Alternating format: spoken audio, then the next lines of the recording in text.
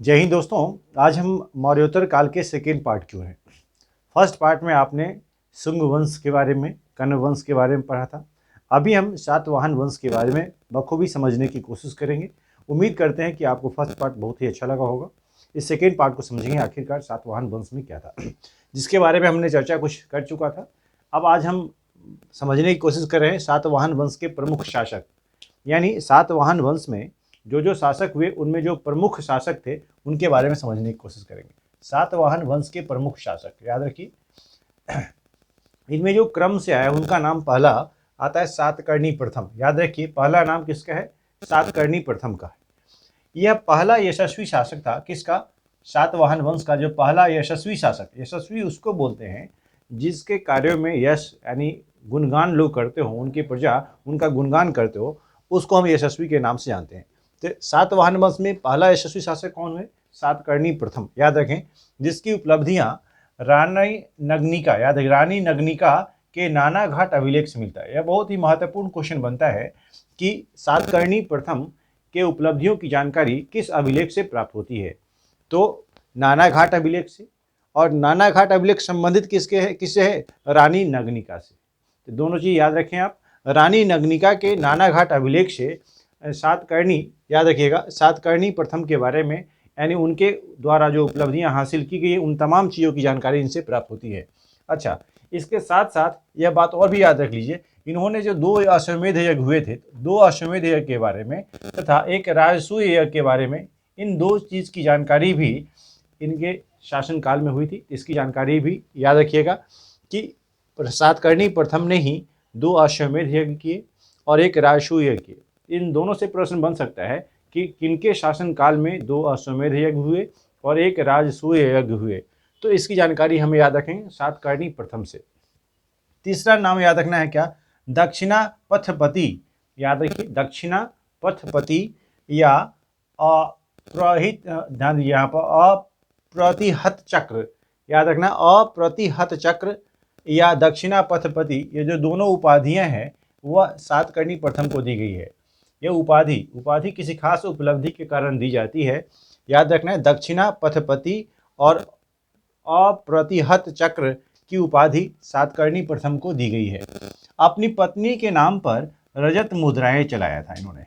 अपनी पत्नी के नाम पर रजत मुद्रा यानी चांदी के सिक्के चलाए थे इन्होंने, जिस पर श्री 7 उकेरा गया था, अंकित था। यानी यह बहुत महत्वपूर्ण बातें इसमें यह हुई कि सातकर्णी प्रथम के बारे में नाना घाट अभिलेख से मिलता है, जो रानी नग्निका के द्वारा बनाया गया है।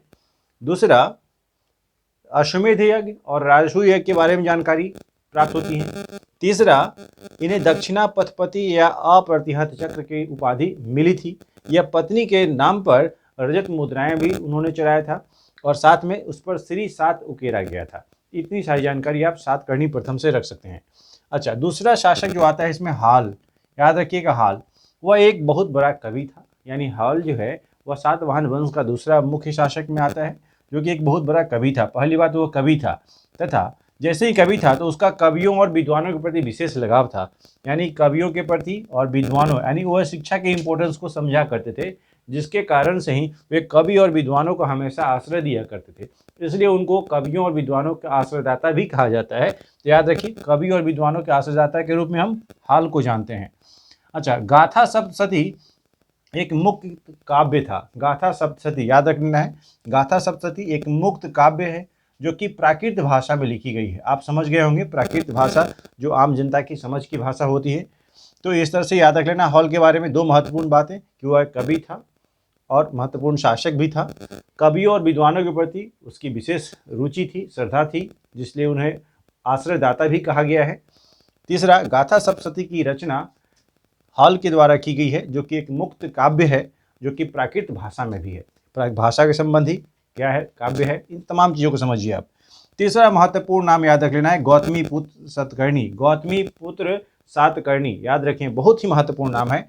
इनका नाम महानतम शासक, सातवाहन वंश के महानतम शासकों में एक है। सातवाहन वंश के महानतम शासकों में गौतमी पुत्र सातकर्णी को जाना जाता है, जिसकी जानकारी उसकी माता गौतमी बलश्री के नासिक अभिलेख से प्राप्त होता है। याद रखिए, सातवाहन वंश का महानतम शासक गौतमी पुत्र सातकर्णी, जिसकी जानकारी उसकी माता ही क्या नाम है गौतमी बलश्री के अभिलेख नासिक अभिलेख से, याद रख लें नासिक अभिलेख से। तो प्रश्न बनेगा कि नासिक अभिलेख से किसके बारे में जानकारी प्राप्त होती है, तो गौतमी पुत्र सातकर्णी के बारे में। ये किनके द्वारा बनाया गया है सब, तो गौतमी बलश्री जो उनकी माता थी। अच्छा, जिसमें उसे अद्वितीय ब्राह्मण कहा गया। ये एक महत्वपूर्ण क्वेश्चन और भी बनेगा इससे कि इसमें नासिक अभिलेख में गौतमी पुत्र सातकर्णी को क्या विशेष नाम से जाना गया, उसे अद्वितीय ब्राह्मण के रूप में समझा गया। आपने शुरू में ही समझा है, इसे ब्राह्मण वंश के रूप में भी हम समझते हैं। तो याद रखिएगा, ब्राह्मण अद्वितीय ब्राह्मण इसे कहा गया है गौतमी पुत्र सातकर्णी को। साथ ही उनके घोरों ने 3 समुद्रों का पानी पिया है, ऐसा भी इनसे ज्ञात होता है। याद रखिएगा कि साथ ही उनके घोरों ने 3 समुद्रों का पानी पिया था, यह भी इसी गौतमी पुत्र सातकर्णी के बारे में जानकारी प्राप्त होती है। चलिए, इन्हें वेनकटक स्वामी, याद रखिएगा इन्हें वेनकटक स्वामी की उपाधि मिली है, राजा राज की उपाधि मिली है और बिंध नरेश की उपाधि, याद रखना है वेनकटक स्वामी, राजा राज और बिंध नरेश की उपाधि, 3 उपाधियों से इनको अलंकृत किया गया है। याद रखें, गौतमी पुत्र सातकर्णी को वेनकटक स्वामी, राजा राज तथा बिंध नरेश की उपाधियां दी गई है। अच्छा, एक बात और भी याद रखना है, वेनकटक स्वामी तो उनको उपाधि मिली थी, इन्हीं नाम पर उन्होंने एक नगर की भी स्थापना की थी, वेनकटक नामक नगर की स्थापना भी की थी। तो इस तरह से आप इनके बारे में इतनी सारी इन्फॉर्मेशन आप याद रखें, तो लगता है कि इन तमाम चीज़ों को आप समझ पा रहे होंगे। चलते हैं इस दूसरे तरफ, उन्होंने बौद्ध संघ को, ध्यान देना है, बौद्ध संघ को अजय कालकीय, याद रख लेना, अजय कालकीय तथा कार्ले के भिक्षु संघ को, बौद्ध संघ को, ये बौद्धों का एक संघ है, उनको अजय कालकीय तथा कार्ले के भिक्षु संघ को, ये भिक्षु थे, इनके जो संघ थे उनको करजक नामक ग्राम दान में दिए थे। यह प्रश्न बनता है कि बौद्ध संघ को कौन सा ग्राम दान में दिए थे, अजय कालकीय। दूसरा, भिक्षु संघ को क्या दिए थे, तो करजक नामक ग्राम दान में दिए थे। यह याद रख लेना है। गौतमी पुत्र सातकर्णी के जो पुत्र थे, याद रखिएगा, गौतमी पुत्र सातकर्णी के एक पुत्र जो कि वशिष्ठी पुत्र पुलवामी के नाम से जाना गया है, जिनको वशिष्ठी पुत्र पुलवामी, जिन्हें आंध्र विजय के बाद प्रथम आंध्र सम्राट, आंध्र प्रदेश पर विजय हासिल करने के बाद ही उन्हें प्रथम आंध्र सम्राट की संज्ञा दी गई थी, यानी उन्हें प्रथम आंध्र सम्राट कहा गया था। यह याद रख लेना है। वशिष्ठी पुत्र पुलवामी कौन था, गौतमी पुत्र सातकर्णी का बेटा, जो कि आंध्र पर विजय हासिल करने के बाद ही प्रथम आंध्र सम्राट कहलाया। इतना याद रखें आप। अच्छा, इसके बाद बारी आती है यज्ञश्री सातकर्णी, जो कि अंतिम सातवाहन वंश का शासक था। इसके बारे में याद कीजिए कि यज्ञश्री सातकर्णी अंतिम महत्वपूर्ण शासक, यह कौन था, अंतिम महत्वपूर्ण शासक था सातवाहन वंश का। व्यापार एवं जल यात्रा का प्रेमी था। 2 बातें याद हो गई। यज्ञश्री सातकर्णी कौन था, अंतिम महत्वपूर्ण सातवाहन वंश का शासक, जो कि व्यापार का बहुत ही प्रेमी था, व्यापार करता था। जल यात्रा भी उनके बहुत ही, जल यात्रा से विशेष लगाव थे। तो व्यापार एवं जल यात्रा का प्रेमी और अंतिम शासक, 2 बातें याद हो गई। उनके सिक्कों पर जहाज के चित्र हैं। जहाज के चित्र से भी आप समझ सकते हैं कि वे जल यात्रा के विशेष प्रेमी थे, यानी जल यात्रा के घोतक कह सकते हैं आप। तो इससे जहाज के बहुत महत्वपूर्ण प्रश्न बनेगा यहाँ कि उनके सिक्के पर जहाज के चित्र किनके सिक्कों पर बना हुआ था, तो यज्ञश्री सातकर्णी कौन थे, तो सातवाहन वंश के अंतिम शासक। याद रखें, केंद्रीय शासन की दुर्बलता के कारण, अब यह देखिए कि कोई भी साम्राज्य, जिस तरह से मौर्य साम्राज्य के पतन में आपने कारण पढ़ा था, ठीक उसी तरह से यहाँ भी सातवाहन वंश की साम्राज्य का एक लड़खड़ाना एक केंद्रीय शासन की दुर्बलता का परिणाम ही था, जिसका परिणाम क्या हुआ, साम्राज्य जो है वह विभाजित हो गया, यानी उसकी एकीकरण की बात वह वहाँ पर खत्म हो गई, यानी वह साम्राज्य एकजुट में नहीं रह पाया था, क्योंकि केंद्रीय शासन उसका एक मुख्य वजह बना। तो इस तरह से आप समझ गए होंगे किस तरह से सातवाहन वंश के प्रमुख शासक आए और उनका कार्यकाल कैसा रहा। उससे कुछ महत्वपूर्ण बातें जो बन सकती थी, हमने उसको समझाने की कोशिश किया है। उम्मीद करता हूँ सारी बातें समझ में आ रही होगी। चलते हैं एडमिनिस्ट्रेटिव सिस्टम के बारे में, प्रशासनिक व्यवस्था के बारे में पढ़ते हैं कि सातवाहन वंश में आखिरकार शासन की व्यवस्था कैसी थी। अच्छा, पहला बात याद रखें कि सामंती व्यवस्था जो है, सामंती व्यवस्था सर्वप्रथम सातवाहन वंश से ही शुरू हुई थी। तो सामंतिक व्यवस्था की शुरुआत सर्वप्रथम सातवाहन वंश से ही हुई। याद रख लेना है, जिसमें इनको यानी सामंत को 3 भागों में बांटा गया था, प्रथम भाग, द्वितीय भाग और तृतीय भाग। प्रथम भाग में राजा, द्वितीय भाग में महाभोज, तृतीय भाग में सेनापति को क्लासिफाई किया गया था, याद रखिएगा, है ना। दूसरा, जिला को आहार कहा जाता था। जिला को किस नाम से जाना गया? आहार। याद रखना है कि सातवाहन वंश में जो प्रशासनिक दृष्टिकोण से अगर देखा जाए तो जिला छोटे छोटे टुकड़ों में बांटे गए हैं, तो उसमें जिला को आहार कहा गया है। अधिकारी को अमात्य या महामात्य की उपाधि दी गई है। अमात्य या महामात्य अधिकारी को, वहाँ पर प्रशासनिक दृष्टिकोण से अगर देखा जाए, जो अधिकारी ऑफिसर्स टाइप के लोग थे उनको अमात्य या महामात्य की उपाधि दी गई। अमात्य से जो बड़े होंगे उनको महामात्य की उपाधि दी गई होंगी। अच्छा, ग्रामीण क्षेत्रों में जो प्रशासक हुआ करते थे उनको गौल्मिक नाम दिया गया। जो ग्रामीण यानी गांव के इलाकों में जो छोटी यूनिट जो हम देखते हैं, सबसे छोटी इकाई गांव होता है, वहां पर जो प्रशासक के रूप में थे उनको गौल्मिक की संज्ञा दी गई थी। अच्छा, गौल्मिक होते कौन थे? वह सैनिक टुकड़ी का प्रधान हुआ करते थे। गौल्मिक कौन होते थे? सैनिक टुकड़ी के प्रधान हुआ करते थे, जिसमें अब देखिए सैनिक टुकड़ी में क्या होगा, 9 रथ हुआ करते थे, 9 हाथी, 25 घोड़े और 45 पैदल सेना की टुकड़ी हुआ करती थी, याद रखिएगा। यानी इनका एक समूह जो है वह, उनका एक समूह एक सैनिक टुकड़ी कहलाता था, जिसके हेड को हम गौल्मिक बोलते थे और उन्हीं को हम ग्रामीण क्षेत्रों में प्रधान के रूप में समझते थे। इस तरह से आप प्रशासनिक व्यवस्था को, आप सातवाहन वंश के प्रशासनिक व्यवस्था को आप समझ सकते हैं। चलिए, अच्छा बारी आती है वह आर्थिक व्यवस्था की। आर्थिक व्यवस्था में क्या समझेंगे, यानी निश्चित रूप से वो अर्थव्यवस्था से जुड़ी हुई बातें होंगी। अब आप समझ लीजिए कि अर्थव्यवस्था में हम बात करते हो कृषि, व्यापार, वाणिज्य, यह सब चरम पे था। यानी सातवाहन वंश में कृषि बहुत ही एक आय का बहुत अच्छा साधन था। कृषि में लोग, बहुत सारे लोग निर्भर भी थे। राजा को आय का एक साधन भी कृषि से ही प्राप्त होता था। दूसरी तरफ व्यापार और वाणिज्य भी उन्नति पर था, यानी व्यापार और वाणिज्य का भी विस्तार विशेष रूप से वहाँ देखने को मिला था।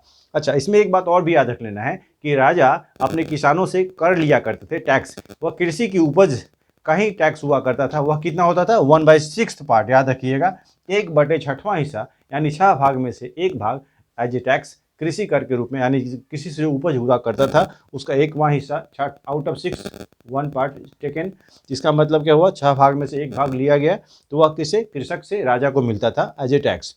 दूसरा, आंतरिक और बाह्य व्यापार। मैंने इसके बारे में प्रीवियस टॉपिक में भी समझाया था कि आंतरिक का मतलब देश की पेरीमीटर, यानी साम्राज्य सातवाहन वंश जहाँ तक था उसके आंतरिक क्षेत्रों में जो व्यापार हुआ करता था उसको हम आंतरिक व्यापार के नाम से जानते थे। अच्छा, बाह्य व्यापार, जो अपने सीमा क्षेत्र से बाहर हम व्यापार करते उसको हम बाह्य व्यापार के नाम से जानते थे। तो आंतरिक और बाह्य व्यापार दोनों भी प्रचलन में था। चांदी एवं तांबे के सिक्के व्यापार में प्रयोग में लाए जाते थे। याद रख लेना है कि व्यापार के प्रयोग में चांदी और तांबे के सिक्के प्रयोग में आते थे, जिसको करसापन के नाम से हम जानते हैं। करसापन, याद रखिएगा, चांदी एवं तांबे के सिक्कों को करसापन के नाम से जानते थे। अच्छा, एक सबसे महत्वपूर्ण बात याद रखिए कि यानी शीशे के सिक्के, शीशा के सिक्का के बारे में अगर हम बात करें, सर्वप्रथम शीशा के मुद्रा जो हैं, शीशा अभी तो आपने सोना का सिक्का, चांदी का सिक्का सुना था आपने, तांबे के सिक्के सुने थे। शीशा का सिक्का जो है, यानी सिक्का का मुद्रा, शीशा का मुद्रा, वह सातवाहन वंश में पहली बार प्रचलन में आया था। सर्वप्रथम शीशे के मुद्रा प्रचलन में कब लाया गया? सातवाहन वंश में। बहुत महत्वपूर्ण क्वेश्चन है, पूछा जाता है पेपर में, याद रखिएगा कि शीशे की मुद्रा किस वंश में प्रचलन में आई? तो सातवाहन वंश में। अच्छा, सुवर्ण, सुवर्ण सोने की सिक्का को हम सुवर्ण के नाम से जानते हैं। एक सुवर्ण बराबर कितना होता था? 35 चांदी या तांबे के सिक्के को हम एक सुवर्ण के रूप में हम समझते थे। आप अंदाजा लगा सकते हैं। संगठन के बारे में देखेंगे इस पार्ट में। सातवाहन दक्कन के कबीलाई लोग थे, याद कीजिए। सातवाहन जो थे वह दक्कन के कबीले लोग थे, राइट है। सातवाहन में वे जो दक्कन से आए हुए कबीले लोग थे, याद कीजिए, लेकिन वो ब्राह्मण बना दिए गए थे। जिनको ब्राह्मण बना दिया गया था सातवाहन में, वो दक्कन के कबीलाई लोग थे जिनको ब्राह्मण बना दिया गया था। अब याद कीजिए, यहाँ पर ये ब्राह्मण बन गए, चूंकि मैंने बताया था इसका शुरुआत ब्राह्मण वंश से जुड़ा हुआ है। तो ठीक इस केस में आप याद रखिए कि वो जो ये लोग थे वो कबीलाई थे, बाद में ब्राह्मण बना दिए गए। गौतमी पुत्र सातकर्णी ने चातुर्वर्ण, चातुर्वर्ण, इसका मतलब जो 4 वर्ण है, ब्राह्मण, क्षत्रिय, वैश्य, शूद्र, इस व्यवस्था को फिर से स्थापित किया था। याद कीजिए, यह बहुत महत्वपूर्ण बात बन जाती है यहाँ पर कि गौतमी पुत्र सातकर्णी ने फिर से समाज को उसी व्यवस्था पे आधारित किया था जो पहले थी, यानी वर्ण व्यवस्था पर, जो चातुर्वर्ण थे उन पर आधारित किया था। इस काल में महिलाओं की दशा बहुत अच्छी थी, यानी अच्छी थी, इसका मतलब महिलाएं अपने अच्छी स्थिति में थी, उनकी सोशल स्टेटस जो थी बहुत ही अच्छी थी। शिक्षित भी थी, महिलाएं शिक्षित भी थी, पर्दा प्रथा नहीं थी, पर्दा प्रथा नहीं थी। यह याद कीजिए, आज के डेट में हम अगर बात समझें तो शिक्षित भी थी, महिलाओं की दशा अच्छी भी थी। अगर हम कहते हैं, आज भी हम देखते हैं समाज में वीमेन को एम्पावर करने की बात की जा रही है।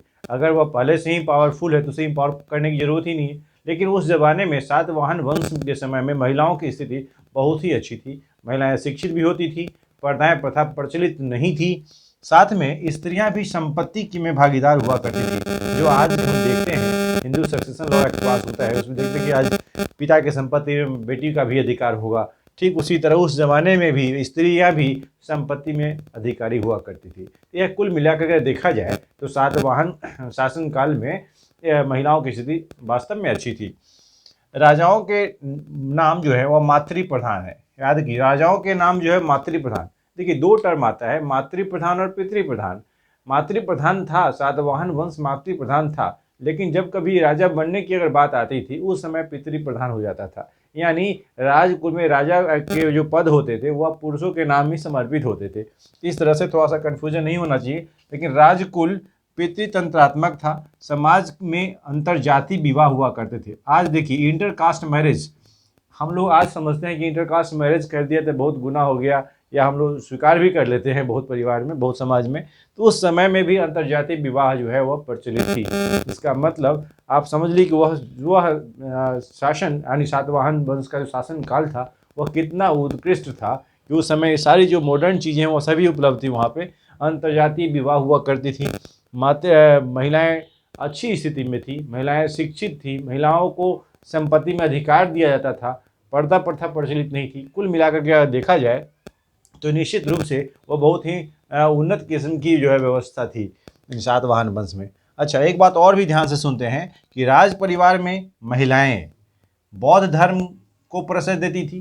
राज परिवार की जो महिलाएं थी वो बौद्ध धर्म को प्रश्रय दिया करती थी, यानी बौद्ध धर्म को के सिद्धांतों का पालन कर देती थी, जबकि पुरुष जो हैं वह वैदिक धर्मों का ही पालन किया करते थे। यानी पुरुष और महिलाओं में जहाँ तक धर्म को मानने की बात हम कर रहे हैं तो पुरुष जो है वह वैदिक धर्म के प्रश्रय देने वाले थे, जबकि महिलाएं जो हैं वह बौद्ध धर्म को प्रश्रय देने वाली बनी थी।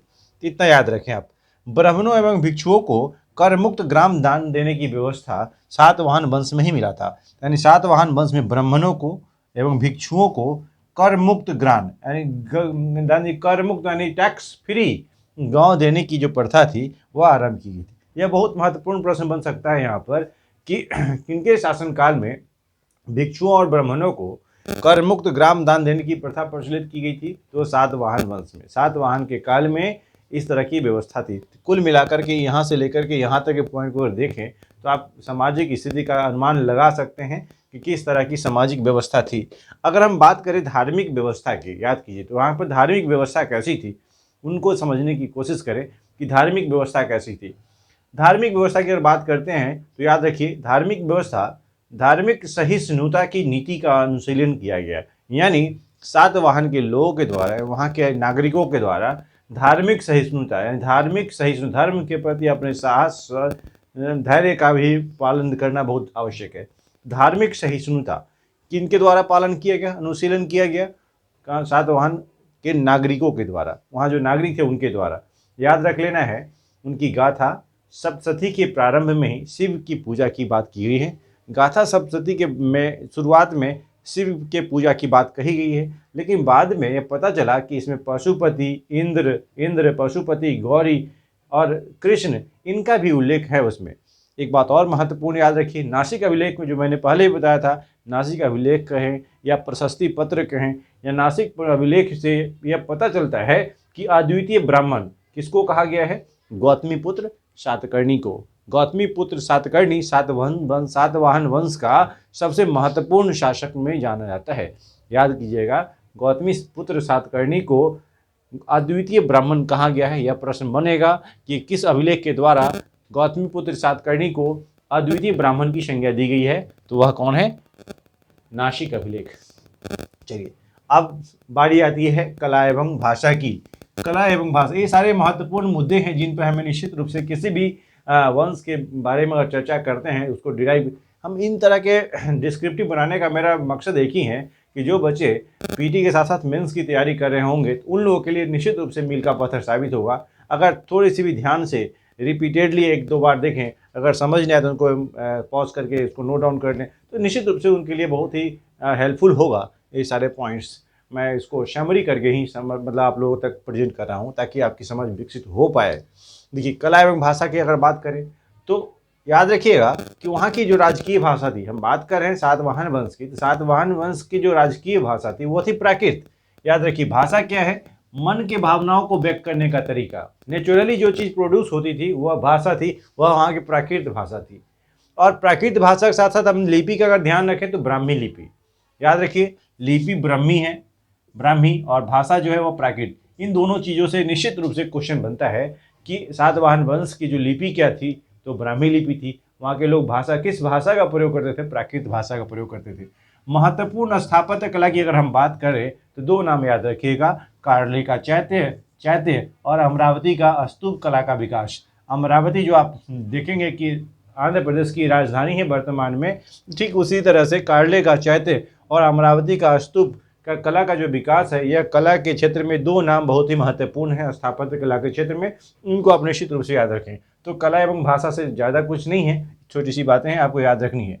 अब बारी आती है महामेधवाहन वंश की, जिसको हम चेदी वंश के नाम से भी जानते हैं। याद देखिए, चेदी वंश या महामेधवाहन वंश, नाम से भी पता चलता होगा कि इस वंश की शुरुआत, ध्यान दीजिए, महामेधवाहन के द्वारा हुई होगी। यानी इस वंश की स्थापना महामेधवाहन के द्वारा की गई थी। अच्छा, इससे कुछ महत्वपूर्ण बातें जो कि नई नहीं है, आपने पीछे भी सुना है, वह ध्यान से सुना है। खारवेल, आपको खारवेल नाम सुन के ही पता चल गया होगा कि खारवेल जो है वह कलिंग के राजा थे, यानी वर्तमान में जो उड़ीसा है वहाँ। अच्छा, खारवेल का हाथी गुम्फा अभिलेख जो है बहुत ही महत्वपूर्ण है, से इनकी स्थापना का पता चलता है। यानी एक प्रश्न यहाँ बनेगा कि महामेधवाहन वंश के संस्थापक कौन थे? तो महामेधवाहन थे। अच्छा, इस बात की पुष्टि कहाँ से होती है कि महामेधवाहन या चेदी वंश की संस्थापना जो है वह महामेधवाहन के द्वारा की गई है? तो वह कहाँ से होती है? हाथी गुम्फा अभिलेख से, जो कि खारवेल के बारे में समर्पित है। याद रखिए, खारवेल जो कलिंग के राजा थे, उन हाथी गुम्फा अभिलेख से इन बात की जानकारी होती है कि महामेधवाहन वंश या चेदी वंश की स्थापना महामेधवाहन के द्वारा की गई है। अच्छा, खारवेल जो थे वह जैन तीर्थंकर, याद रखिए, समय बदलता है, समय का पासा समय को किसी ने नहीं पहचाना है। मगध जब अपने उत्कर्ष पे था, अपने चरम पे था, उस समय में जो मगध के जो शासक थे पद्मनंद, याद रखिए आप, महापद्मनंद, उन्होंने क्या किया था, वहाँ से मूर्ति कलिंग से उठा करके अपने क्षेत्र में ले आया था। अब बारी जब आई, खारवेल फिर से शासन में आया और शक्तिशाली हुआ, तो यह पुनः उल्टा वापस यहाँ से ले जाता है। तो वही बात यहाँ देखिए, खारवेल जैन तीर्थंकर ऋषभदेव की मूर्ति मगध से लाने में सफल हुआ। आप याद कर जाइए कि जैन तीर्थंकर ऋषभदेव की मूर्ति, आपको याद कर जाना है, जैन तीर्थंकर ऋषभदेव की मूर्ति पहले कलिंग में ही थी, वहाँ से उठा करके मगध ले आए थे, कौन? महापद्मनंद। लेकिन खारवेल जो क्या किया, पुनः इसको फिर से अपने पास ले गया। ऋषभदेव कौन थे? जैन तीर्थंकर थे, और खारवेल कलिंग के राजा, इन्होंने इस मूर्ति को वापस मगध से लाने में सफल हुए, जिसको महापद्मनंद कलिंग से मगध ले गया था। इससे प्रश्न बहुत सारे बन सकते हैं। पहली बात कि महापद्मनंद कब तक, 3री शताब्दी के बीच में ले गए थे वह। अच्छा, महापद्मनंद ने क्या किया था, तो जो कलिंग से ऋषभदेव की मूर्ति, जैन मूर्ति जो है, उठा करके जीत करके ले गया था अपने इलाके में। लेकिन जब मौका आई खारवेल की, जब खारवेल फिर से शक्तिशाली हुआ, तो वह उस मूर्ति को पुनः वापस कलिंग में लाने में सफल हुआ था। चलिए, हाथी गुम्फा अभिलेख से जैनों को ग्राम दान देने का उल्लेख मिलता है। हाथी गुम्फा अभिलेख बहुत ही महत्वपूर्ण अभिलेख है, याद कर जाइए, जिसके बारे में बहुत सारी इन्फॉर्मेशन हम ज्ञात कर पाते हैं। तो याद, हाथी गुम्फा अभिलेख से जैनों को ग्राम दान दिया जाता था, इस बातों का उल्लेख वहीं से होता है। दक्षिण के जो चोल, चेर और पांडे जो हैं, इन सब को पराजित किए जाने का उल्लेख भी इसी अभिलेख से प्राप्त होता है। दक्षिण के जो राजा हैं, चोल वंश, चेर और पांडे, इनको हराने का, पराजित करने का जो उल्लेख है, वह सब हाथी गुम्फा अभिलेख से ही प्राप्त होता है। कुल मिलाकर के इन सारे पॉइंटों में आप देखें तो कहीं न कहीं आपको खारवेल के हाथी गुम्फा अभिलेख का विशेष वर्णन मिलता है। तो आप समझ गए होंगे, इसे प्रश्न पूछता है, इसलिए मैंने इसको शॉर्टलिस्ट कर दिया है। अच्छा, अब इसके बाद बारी आती है अगले पार्ट, इसको हम चर्चा करेंगे। चूँकि यह हमने बताया था कि मौर्योत्तर काल को समझने के लिए हमने 2 भाग में बांटा था, एक देशी शासक, एक विदेशी शासक। तो इस तरह से हम इस भाग में देशी शासक को समझाने की कोशिश किए हैं। अब अगले पार्ट में हम इसको समझाएंगे किस तरह से विदेशी शासक यानी यूनानी और हिंद और यवन शासक, जो उसमें नाम आता है डेमेट्रियस प्रथम या मीनांडर, बहुत इंपॉर्टेंट नाम आएंगे, इसके बारे में हम चर्चा अगले पार्ट में करेंगे। उम्मीद करते हैं सबको समझ में आ रही होगी बात। Thank you so much, you have to keep watching.